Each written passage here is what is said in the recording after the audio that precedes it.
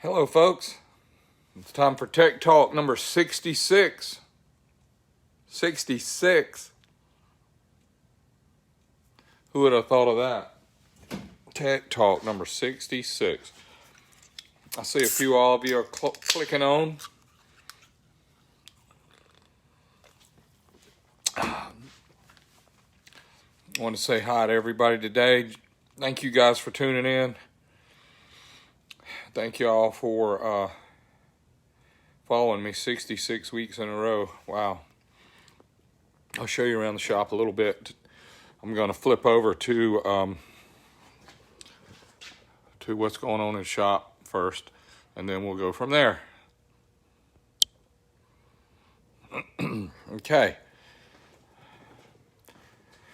We're just catching up here, trying to get some. Let me see what I got. Let's see if I got my volume. Yep. Try to catch up on some stuff we got going on in the place. Yeah. Found some cool things I was going to tell you all about today. Back when we were Team Winston, we were racing 4-cylinder Suzukis, and this is the crankshaft seal. And they were rubber coated, and they had a spring on the inside. And we learned with a lot of vacuum we were running on the engines back then that we would install the seal backwards. But it was a one-way seal where you only had the spring on one side, and we would put the spring on the outside so we could keep the crankcase vacuum inside. So this was a really neat piece that we had made 20 years ago. There was a double lip seal. We also have them, had them made for the transmission seal. It's a pretty neat piece. But anyway, we were cleaning out today and I found them. So we'll talk about that a little bit. And building an engine for Buck. We're putting our 126 back together to go in Buck. You know, it's funny. We got all these jobs that we had in here for all the customers and all our friends and all our clients all this time. And we didn't work on our Milwaukee 8. We didn't work on our motorcycle in over a year now. All we've been working on is client stuff because Backzilla did so well that we didn't have to really get out there and push our deal. So this is a brand new T124 that we just took off the heads. Did some really nice port work for the heads and made this a nice piece. This has got a 640 cam in it, and it's about 10.5 to 1 compression. Then over here we have Milwaukee 8 stuff we're doing, and we got a mail order job going out with some cylinders and some really nice head work done. We got some more heads going out, and we're selling our cams, and we're selling our piston kits. We got our Star Racing 3030 cams in stock. These are bolt-in cams for your Milwaukee 8 where you can run the stock springs. And then we also have our full race cams. These are 615 lift, and we put those in the Milwaukee 8s that use our springs and retainers for really high lift. And then the missing cams is the 3/4. They've been selling so good that we ended up having to get some more of those made, and they're on the way now. So shop's still got too much work in it for me to move to Tennessee. So the family moved to Tennessee today. Yes, they did. They finally moved to Tennessee today. I'm going to flip back over to me so I can talk to you for a minute. But anyway, Jackie, Julie, Boots, Lincoln, the cat, and Nana and Grandpa, we lived in 2 houses next door to each other, and we had the moving company come and take all the furniture out of one house, all the furniture out of the other house, load everything up, and take off to Tennessee. They finally left this afternoon and left me here, 10,000 square foot building full of motorcycles and engines, and Ron and Randall and Monica, and we're jamming. And I don't know how long it'll be before I get to move to Tennessee, but I'm staying here to, one thing is to find the right home for all this equipment and all this cool stuff we have here. Number 2 is to finish the jobs and promises that we had that we made to everyone out there that's trusted us for their service and their work for 40 plus years. And number three, I would like to hone in on all the services and all the opportunities and all the products and that we've been providing and selling for all these years, and narrow it down to a little bit smaller base. Be real picky on our the jobs that we take in. Be real picky on what we're going to work on. So we're going to focus on the Milwaukee 8 stuff. And I know you guys that have twin cams and you're a little bit. Some of you are not happy about that decision, but look, the future is the future, you know, and the future is Milwaukee 8, the 4-valve V-twin. And, you know, the twin cam is going to be around. Thank you, Wally. I see you checked in here. Monica said you came by today to see me and offered everything you can do and more. Thank you, Wally. I appreciate that. I see some cool folks here that have been good to me for all these years. Thank you all for that. And look, I'm not going out of business. I'm not going to quit working. Star Racing's not folding. We are relocating and we are changing our workload because I'm 66 years old and this is Tech Talk number 66 weeks in a row. Okay, that's very fitting. Now, I would say, guessing on everything that we've been doing all these few weeks, I'm going to guess that Tech Talk 67 will be in Americus, Georgia. I'm going to guess that Tech Talk number 68 may be in Americus, Georgia, because there's so much left to do. The biggest thing I had to do was get Jackie and Julie, Nana, Grandpa, and the cat and the dog, and the furniture in the truck, and the motorhome, and the car, and gone down the road. They are 3 hours away from Nashville. That's why I asked everybody today to please pray for safe travels. And I'm thankful that I got so much great response from that. And I will tell you, I'm gonna keep you guys up to speed every week what I'm doing, and I'm working at Star Racing still. Ron, Randall, Monica, we're still jamming on the jobs that we've got promised out. So, hey Jim, hey Wally, hey Jim Bob. I wanted to tell you guys that today I'm going to talk about on a Tech Talk. I'm going to talk about interesting things about where the power band is, and I know that we've seen this sometime. Thanks for asking, Scott. No, they are 3 hours away. They made it through Atlanta safe. They're traveling between Atlanta and Chattanooga now, and I expect them to get in there safe here in the next 3 hours maybe. But what I wanted to talk about is a little bit about power curves, because this is Tech Talk Tuesday, and it's wonderful that I got so many people interested in what's happening with the family and stuff, but I will keep you guys up to date. Thank you all for watching.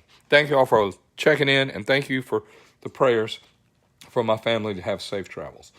I want to start off with a power curve. This is just this is a power curve. And when you ever hear somebody say something to you about the area under the curve, they're talking about under this curve, this area under this curve. All right?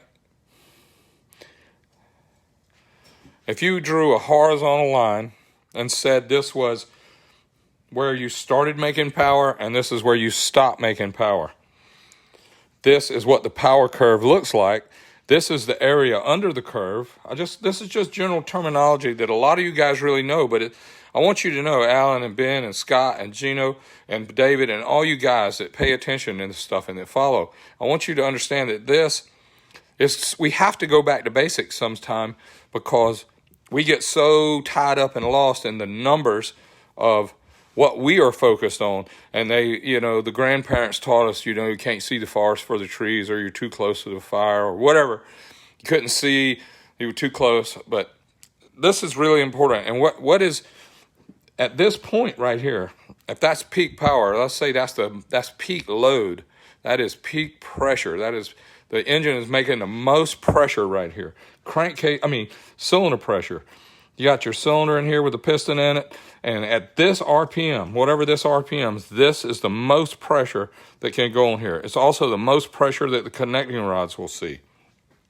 This is where peak cylinder pressure happens, right here. And everything before that RPM, everything before this RPM, and everything after this RPM is less pressure, cylinder pressure. Not less pressure on the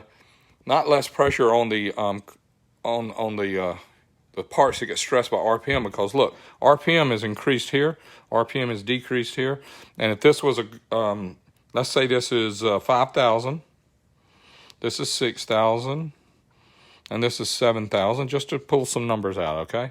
And 4,000, and this is Tech Talk Tuesday, so you know what? We have to do a tech talk. We can't be all about George moving and all about the shop. It's the oldest saying in the books. Yep, KISS, Scott. That's keep it simple, stupid. I'm not calling anybody stupid, but anyway, I don't know anybody stupid watching this. Do you?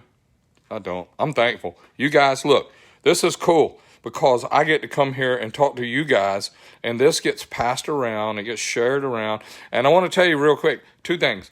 1, this is my opinion. This is not everybody's opinion. I know that's a cut. That's not an opinion.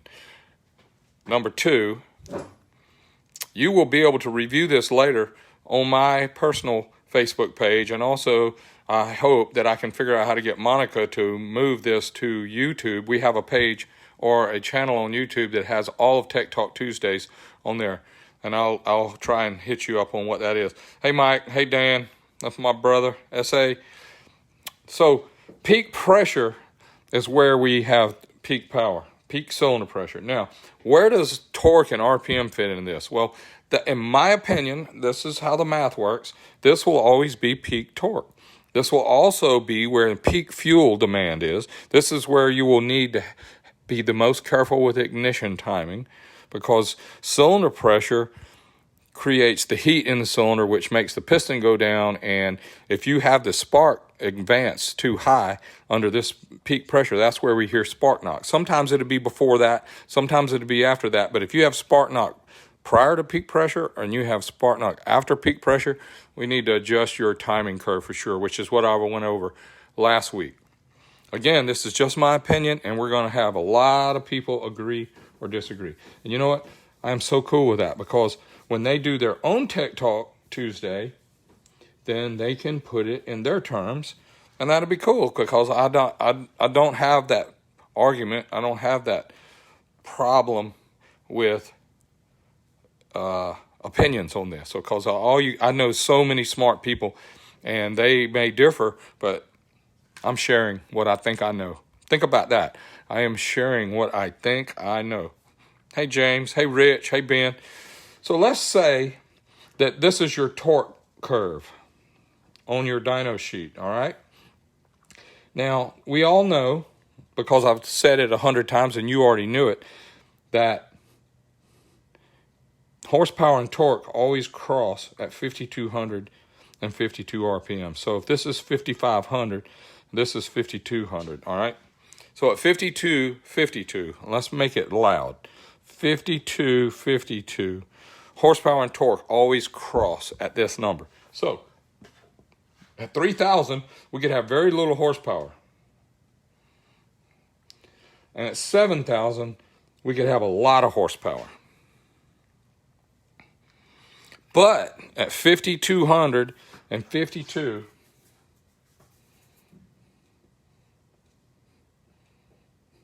at 5,200 and 52 RPM, which is after 5,000,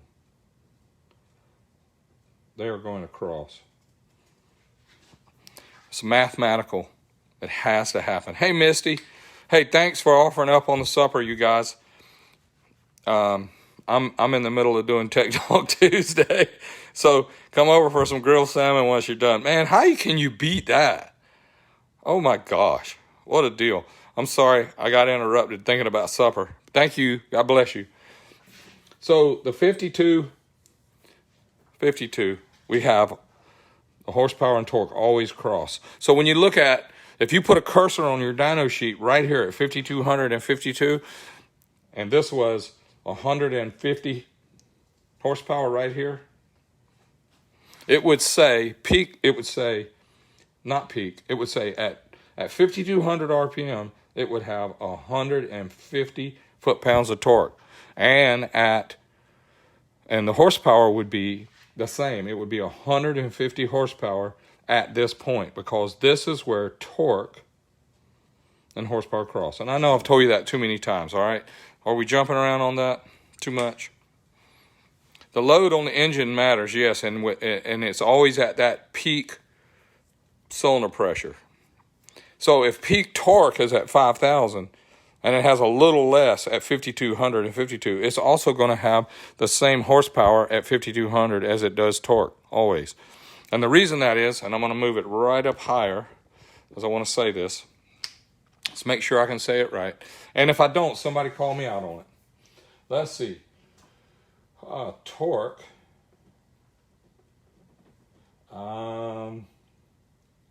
times RPM divided by 5252 equals HP. So when people have the argument or the conversation, which one's more important, horsepower or torque? Well, you can't have this without this, and you can't have this without this, and you can't have this without this. And torque is what the engine's doing, and being able to rev the engine up. It's a magical number, you're right.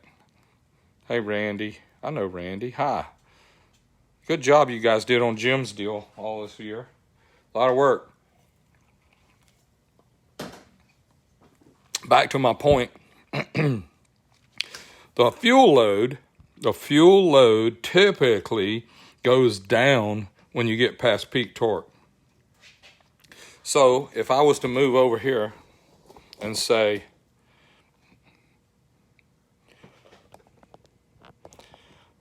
if this is the fuel load, this is the peak load of the fuel, and at peak horsepower is over here, and at peak torque is here, it's going to use more fuel here than it is over here, the demand.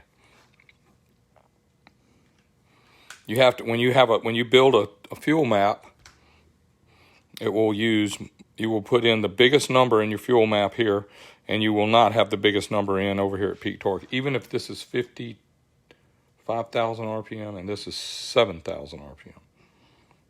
It will have a descending number in the fuel tables. Like if you put in 120 here, this might only be 100. But the power, the most power comes from this key number, this key formula right here. This is what matters. RPM. Because look, watch this now. Let's move over here. Let's look at peak horsepower, 7,000 RPM. Here's 7,000, here's peak horsepower. All right, look how little the torque is. The torque is falling away, but the horsepower is still going up. That's because of this right here, RPM.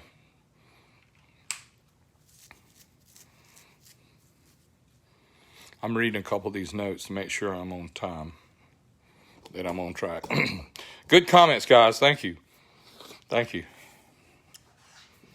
So, if you're going to ride on the highway, and you're not going drag racing, and you're not going to try and win the road race, and you're going to build your street car engine or your race car engine, and your horsepower curve, your power curve looks like this, okay? That's a beautiful thing.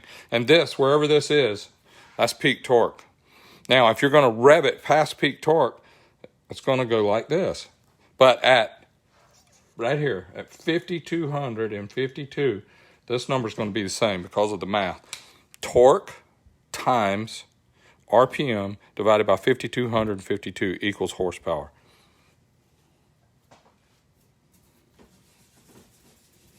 Riding it around, you want some peak. You want a lot of torque. When you're driving down the street, you're going to be over in this area, which is left of 5,200.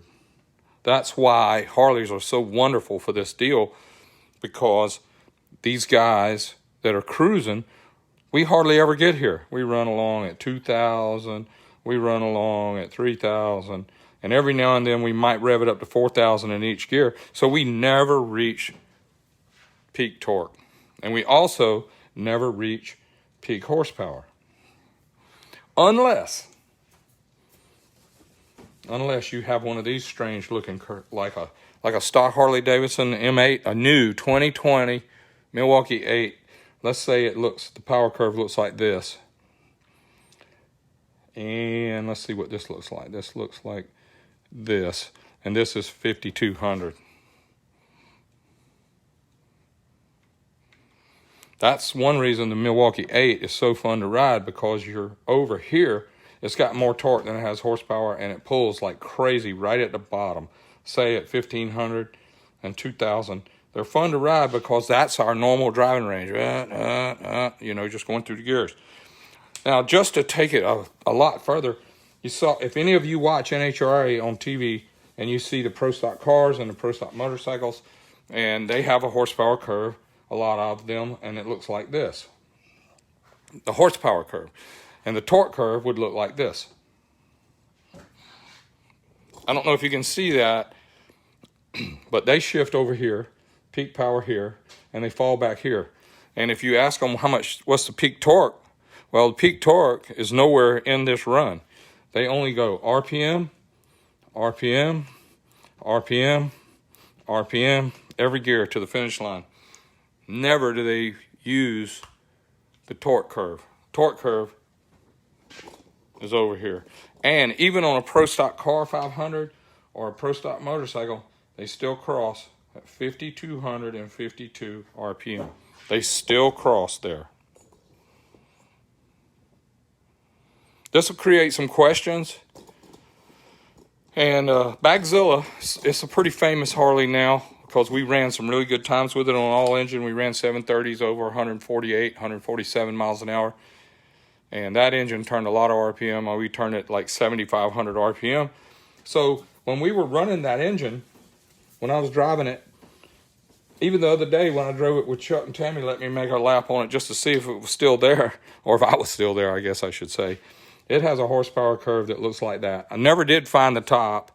I got scared at 7,500 of the valve springs and the push rods and everything. So we started just shifting it over here, and it was just about peaked out. But if this was 7,500, and this was 6,500, and this was 5,500, the way it works with the clutch slipping and the tire slipping, we would turn it here and shift, and it would come back here, and then we would turn it here and shift, and it would come back here. We would turn it here and shift, and it would come back here, and we would turn it here and shift, and it would come back here. So we were only operating in this, and this is the area under the curve that we were operating in. And if I'd have kept going to 8,000, it might have gone quicker. But where was peak torque at this? Well, here's 5,500, and if this was, let's say this is 5,000, so at 5,5252, the torque had to be the same there and go down. So when people ask me, George, doesn't torque matter the most? Well, yeah, because you got to have it to have horsepower, because you got to have torque times RPM divided by 5,252. Now, if you do that every day for 25, 30, 40 years, and you figure out how to go the fastest, it will always be over here. It won't ever be over here. If you want to go the fastest, it will always be over here. That's just how the math works. You just get to put more power pulses to the ground per minute, per second, by going over here, no matter where this torque is. Now, there's some really smart guys out there, and some really good companies and some really great competitors out there that say torque is what you have to have. Well, if you're operating your motorcycle to the left of this, you're not racing it probably. You're over here where torque peak is over here and horsepower is down here. And this would be 4,500. This would be 3,500. And this would be 2,500. So if you're operating your motorcycle here, you're running on torque, and if you were to look at your dyno sheet and see what horsepower you had at 2,500, You would be unhappy. Most really, really good running Harleys have about 40 or 50 horsepower at 2,500 RPM. And that's why they say torque matters. Because over here, you got 160, say. Well, we can do the math right quick. What would it be? 160 times 2,500 divided by 5252 equals how much horsepower it have. Anybody got a calculator? I'm almost out of time, but I'll grab one. Here it is. Here's my handy dandy AARP calculator. This is for the old folks. This is the old folks calculator because it's got big buttons and big numbers. So let's turn it on and let's do the math. Let's say it's got 160 foot-pounds at 2,500. 160 times 2,500 RPM divided by 5,252 equals, it's got 76 horsepower. Now this is a beast. That would be a really big engine to have 76 horsepower at 2,500 and 160 foot-pounds at 2,500. But that's what my point is. I'm trying to tell you. If you got 160 foot-pounds at 2,500, you only have 76 horsepower. And if you come over here, and if you have 100 foot-pounds at 6,500, let's say you have 100 foot-pounds at 6,500 RPM. Let's do this one time. 100 foot-pounds times 6,500 RPM divided by 5252 equals 123 horsepower. And it's still going up. Do the math again. 100 foot-pounds times 100 foot-pounds times 6,500 divided by 5252 equals 123 horsepower. Now, if you've got 160 way over here, and you've got 125 torque here, let's just say this is 125 at 6,500. We'll do that math right quick. 125 times 6,500 divided by 5252 equals 154 horsepower at 6,500. Anyway, time's up for me, y'all. I got to roll again. Let's see if I can get this turned around so I can say, hey, look, I want to tell y'all, I hope everybody voted for America today and before. We, greatest nation in the country. I'm so thankful for this. We get in the country, greatest nation in the world, in my opinion. I've been all over. I haven't been in every country, but I know that I've been in countries that are nice. I've been overseas. I've been in Australia. I've been in Europe. And I've been all around. And I love them. They're awesome. But let me tell you something. There is no place like America. The whole world, not all people, but a lot of people want to live in America. And we should be thankful for that. And remember that whoever wins and whatever party is in control, as soon as this election's over, God is still the king. And he is still in control of the world. And I love y'all and thank y'all so much for watching this, and look forward to seeing you at Tech Talk number 67. May God bless y'all. Stay tuned for our changes.